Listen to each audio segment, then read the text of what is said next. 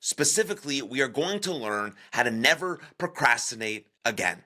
Because most of us, if not all of us, have faced procrastination. The very thought of making that first step feels or felt impossible.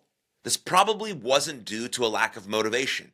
Maybe you were really motivated, but still, for some reason, you delayed or you just couldn't get started. What I didn't understand then, or why we don't procrastinate, is there was a neurochemical civil war happening in my brain, in our brains, because every time we sit down to work, a tug of war erupts in our brain.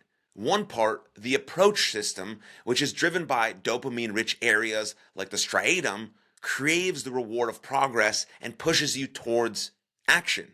But the other part, the avoidance system, is fueled by cortisol-rich areas like the amygdala, which screams to avoid it, because effort means energy drain, and your biology is evolved to conserve energy at all costs. So this isn't laziness. It's really not a lack of motivation either. It's high motivation plus inaction, and that contradiction is what makes procrastination so painful and what we need to avoid to start to never procrastinate again. Really, this is known as the approach-avoidance conflict, commonly thought of as procrastination. But since we have this approach system and the avoidance system, which we just talked about, we now know the approach-avoidance conflict is procrastination. So you want to start the project, you're excited to finish it, but the moment you try, you're pulled away, you're pulled into delay, you're pulled into distraction, into guilt. This is the approach-avoidance conflict.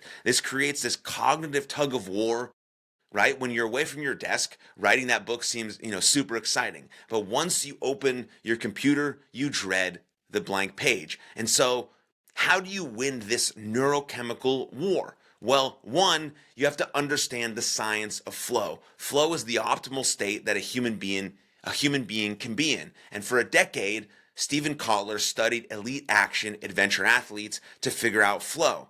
And he studied, big wave surfer Laird Hamilton to skater Tony Hawk.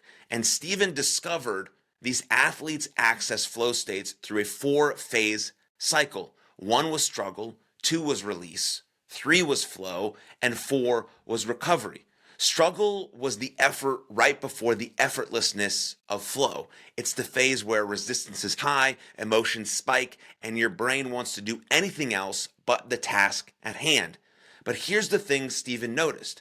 These pros, these athletes, these adventure athletes had no trouble entering the struggle phase. They dive into like a freezing wave or jump out of a plane or scale rock faces with no rope, right? The hard part for them wasn't starting. It was surviving what came after. But for modern professionals, for most of us, it's the opposite. For us, there's a critical 5th phase that comes before struggle, and that phase is engage. Engage is the moment you decide to actually do the thing, because we know doing the thing is the most important thing, and action is the only thing that's going to move the needle forward.